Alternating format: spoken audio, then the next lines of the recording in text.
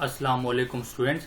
जैसा कि आप लोग जानते हैं कि 10th क्लास की केमिस्ट्री का हमने चैप्टर नंबर 10 स्टार्ट किया हुआ है और चैप्टर नंबर 10 में जो आज हमारा लेक्चर होगा वो लेक्चर नंबर 5 है।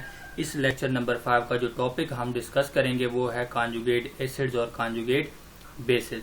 ये दोनों स्पीशीज क्या होती हैं, कॉन्जुगेट एसिड्स किसे कहते हैं और कॉन्जुगेट बेसिस किसे कहते हैं, ये कॉन्सेप्ट हमें ब्रॉन्स्टेड और लोरी ने दिया है। ब्रॉन्स्टेड और लोरी के कॉन्सेप्ट के मुताबिक एसिड वो स्पीशीज है जो प्रोटॉन लॉस करती है और बेस वो स्पीशीज है जो प्रोटॉन को एक्सेप्ट करती है।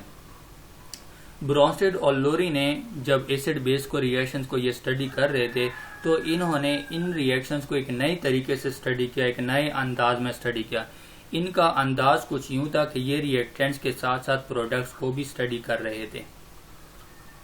ये रिएक्टेंट्स के साथ साथ प्रोडक्ट्स को भी फोकस कर रहे थे और इस तरह फिर इनके स्टडी से इन्होंने रिएक्टेंट्स और प्रोडक्ट्स के बीच में एक रिलेशनशिप बनाया। उस रिलेशनशिप को आज हम कॉन्जुगेट एसिड्स और कॉन्जुगेट बेसिस के अंदाज में पढ़ते हैं।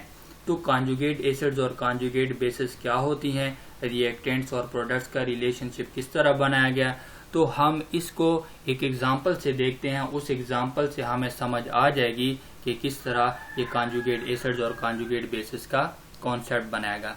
तो एक एसिड है मेरे पास, HCl है, ये एसिड है और एसिड का काम आप लोग जानते हैं कि प्रोटॉन लॉस करना है इस कॉन्सेप्ट के मुताबिक। तो जब ये HCl प्रोटॉन लॉस करेगा तो अंडरस्टूड है कि पीछे क्या रह जाएगा, क्लोराइड आयन रह जाएगा। तो प्रोडक्ट में जो स्पीशीज बन गई है वो क्या है, ये क्लोराइड आयन है, ये क्लोराइड आयन।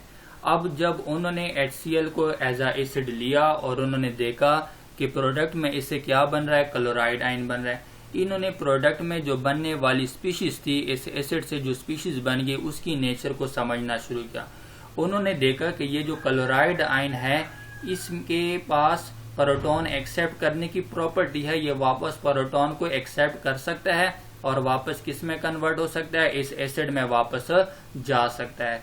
तो जब उन्होंने देखा कि इस क्लोराइड आयन के पास प्रोटॉन एक्सेप्ट करने की प्रॉपर्टी है, तो जो प्रोटॉन एक्सेप्ट करता है उसको क्या कहा जाता है, उसको बेस कहते हैं ना।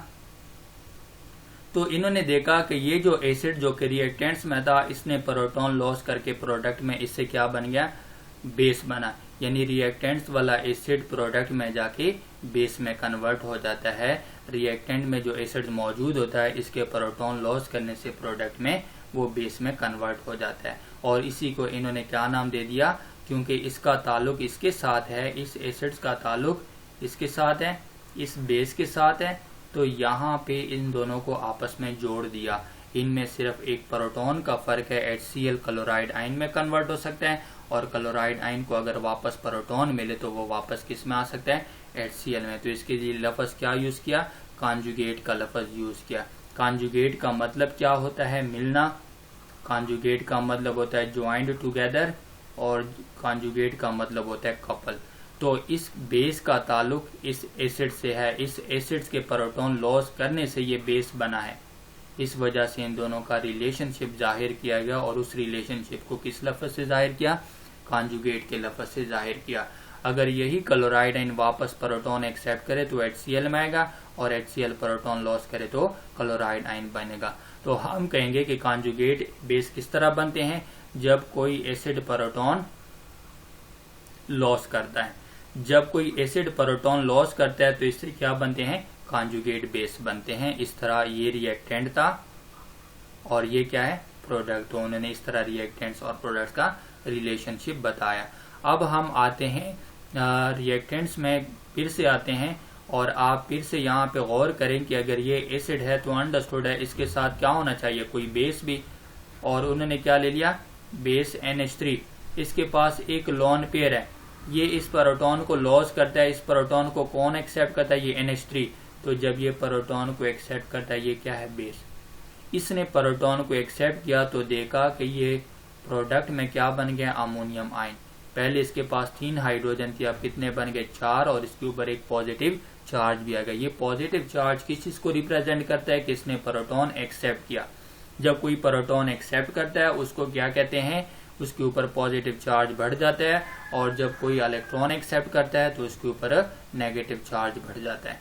अब जब इस अमोनिया ने, इस बेस ने प्रोटॉन को एक्सेप्ट करके जो प्रोडक्ट बनाया वो अमोनियम आयन बनाया, वो फिर इस अमोनियम आयन की नेचर को स्टडी करने लगे, इसको फोकस रखा, इसको ध्यान में रखा, तो उनको पता चला कि अमोनियम आयन की खूबी है कि ये प्रोटॉन को क्या करता है, लॉस कर सकते हैं।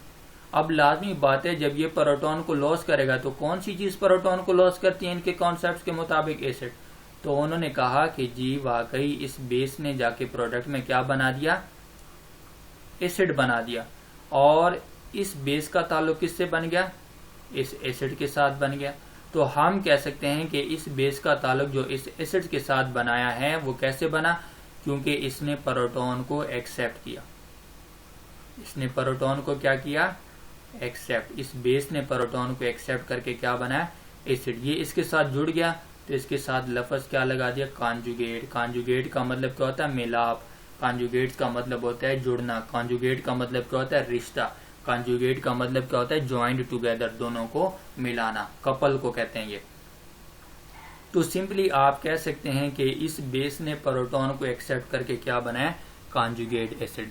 इस तरह ये मेरे पास क्या है, रिएक्टेंट, ये क्या है, रिएक्टेंट, और ये क्या है, प्रोडक्ट। तो इस दोनों के बीच में भी रिलेशनशिप बना और इस एसिड और बेस के बीच में भी रिलेशनशिप बना। तो आप यहाँ पे एक चीज को नोट करें कि ब्रोंसिड और लोरी के कॉन्सेप्ट में एसिड बेस रिएक्शन में दो एसिड होते हैं, एक एसिड रिएक्टेंट में होता है और दूसरा एसिड किस में होते हैं, प्रोडक्ट में। इसी तरह दो बेस भी होते हैं, एक बेस रिएक्टेंट में और दूसरा बेस किस में होता है, प्रोडक्ट में। जो प्रोडक्ट वाले एसिड बेस होते हैं उसके साथ हम कॉन्जुगेट का लफ्ज लगा देते हैं, और जो रिएक्टेंट वाले एसिड बेस होते हैं वो ऐसे ही रहते हैं, उसके साथ हम कॉन्जुगेट का लफ्ज नहीं लगाते। वजह क्या होती है, क्योंकि जो प्रोडक्ट्स वाले एसिड बेस होते हैं वो रिएक्टेंट वाले एसिड बेस से ही बनते हैं। जब रिएक्टेंट्स का एसिड है वो प्रोटॉन लॉस करता है, इसने प्रोटॉन लॉस किया, तो इस प्रोटॉन के लॉस करने से जो प्रोडक्ट में बेस बन जाता है उसी को क्या नाम दिया जाता है, कॉन्जुगेट बेस। इसी तरह जो रिएक्टेंट में बेस है, जब वो प्रोटॉन एक्सेप्ट कर लेता है और प्रोडक्ट में जाके जो एसिड बन जाता है उसको क्या कहा जाता है, कॉन्जुगेट एसिड। तो आप लोगों ने याद रखना है कि जब कोई एसिड प्रोटॉन लॉस करता है तो वो कॉन्जुगेट बेस बनाता है, और जब कोई बेस प्रोटॉन एक्सेप्ट करता है तो वो कॉन्जुगेट एसिड बनाता है। ये था थोड़ा बहुत कॉन्सेप्ट था कॉन्जुगेट एसिड्स और कॉन्जुगेट बेस का। अब जरा आए कि हम दोनों में डिफरेंस को देखते हैं, उस डिफरेंस से भी हम इसको समझ लेते हैं कि ये दोनों होते क्या हैं। अब आप कह सकते हैं यहाँ पे कि मैं एक बीच में लाइन लगा देता हूं और एक तरफ मैं क्या लिख दूं, कॉन्जुगेट बेस, और दूसरी तरफ मैं क्या लिख देता हूं, conjugate acid.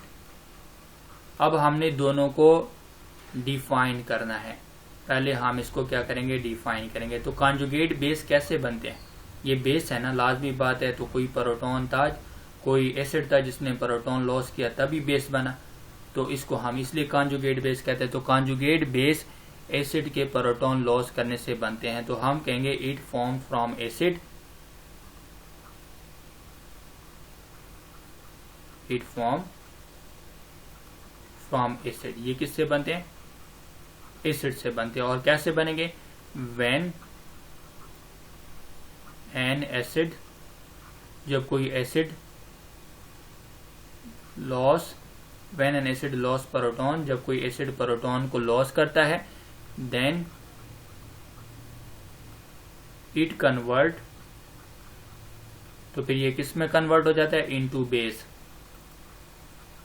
Then it convert into base, ये बेस में कन्वर्ट हो जाता है, and that base is called conjugate base, and that base is called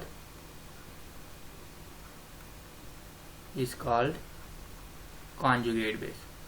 simply है, आप लोगों ने याद रखने हैं कि जब कोई एसिड प्रोटॉन लॉस करता है प्रोडक्ट में, उसे जो चीज बन जाती है हम उसी को क्या कहते हैं, कॉन्जुगेट बेस कहते हैं। अब इसकी डेफिनेशन की तरफ आ जाएं, ये क्या कहते हैं, ये भी बिल्कुल इसी तरह हम कहेंगे इट फॉर्म, कॉन्जुगेट एसिड है ना, ये किससे बनते हैं, बेस से बनते हैं। जब कोई बेस प्रोटॉन एक्सेप्ट करेगा, बेस के प्रोटॉन एक्सेप्ट करने से इट फॉर्म्ड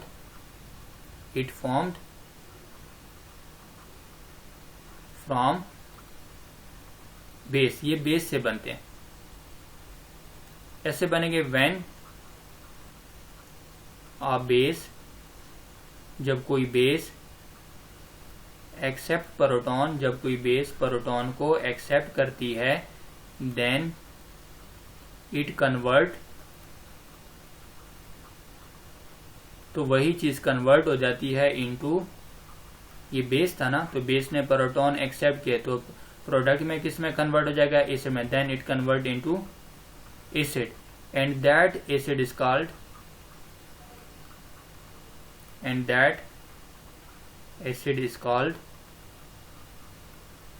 conjugate acid। ये सिंपल डेफिनेशन जो मैंने आप लोगों को बताई बहुत आसान है। अब आए एग्जाम्पल में आए कि एग्जाम्पल में हम क्या देखें इसको। अभी हमने रिएक्शन देखा HCl का और NH3 का। आप उसमें अगर आप देखें तो HCl था मेरे पास HCl, इसने प्रोटॉन लॉस किया तो क्या बनाया, क्लोराइड आयन। इसने प्रोटॉन को क्या किया, लॉस किया, तब ये जाके इसमें आया। अब ये जो क्लोराइड आयन है ये बेस है, क्योंकि ये वापस प्रोटॉन को क्या कर सकता है, एक्सेप्ट कर सकता है। ये बेस है, वापस प्रोटॉन को ये क्या करेगा, एक्सेप्ट कर सकता है और वापस इसमें जा सकता है। तब हम इसको क्या कहते हैं, कॉन्जुगेट बेस, क्योंकि ये किससे बना, एसिड के प्रोटॉन लॉस करने से बना। और अगर आप NH3 को देखें, NH3 ने प्रोटॉन को एक्सेप्ट किया और क्या बनाया, अमोनियम आयन बनाया था। अमोनियम आयन क्या है, एसिड है। ये वापस प्रोटॉन को लॉस करके वापस किस में जा सकता है, इसमें आ सकता है, और ये प्रोटॉन गेन करके इसमें आ सकते हैं। तो इस तरह एक पेयर बन जाता है हमारे पास। हम कहेंगे कि कॉन्जुगेट एसिड्स बन गया। ये कॉन्जुगेट एसिड्स कैसे बना, इस बेस के प्रोटॉन एक्सेप्ट करने से। इसके अलावा अगर हम देखें इनकी प्रॉपर्टीज को ध्यान से देखें, कॉन्जुगेट बेस की प्रॉपर्टीज देखें, आप इस कॉन्जुगेट बेस पे जरा फोकस करें कि हम इस एसिड से इसको कैसे डिफरेंशिएट करेंगे, किस तरह इन दोनों में फर्क है। थोड़ा बहुत फर्क है, वो फर्क को हम देख लेते हैं। कॉन्जुगेट बेस, इस कॉन्जुगेट बेस में क्या फर्क है, तो हम कहेंगे कि पहला जो फर्क मौजूद है वो आप दोनों को गौर से देखें। पहला फर्क है, इस एसिड के पास प्रोटॉन है लेकिन इसके पास प्रोटॉन नहीं है, इसके पास प्रोटॉन की कमी है। तो कॉन्जुगेट पर इस बेस के पास 1 प्रोटॉन क्या होता है, लेस, 1 प्रोटॉन लेस, 1 प्रोटॉन की कमी होती है। जिस एसिड से ये बना होता है उसके मुकाबले में इसमें 1 प्रोटॉन कम होता है। इसके अलावा और क्या नजर आ रहा है आप लोगों को, इसमें देखें नेगेटिव चार्ज आ गया लेकिन इसके पास नेगेटिव चार्ज नहीं है। तो हम कहेंगे 1 नेगेटिव चार्ज इंक्रीज,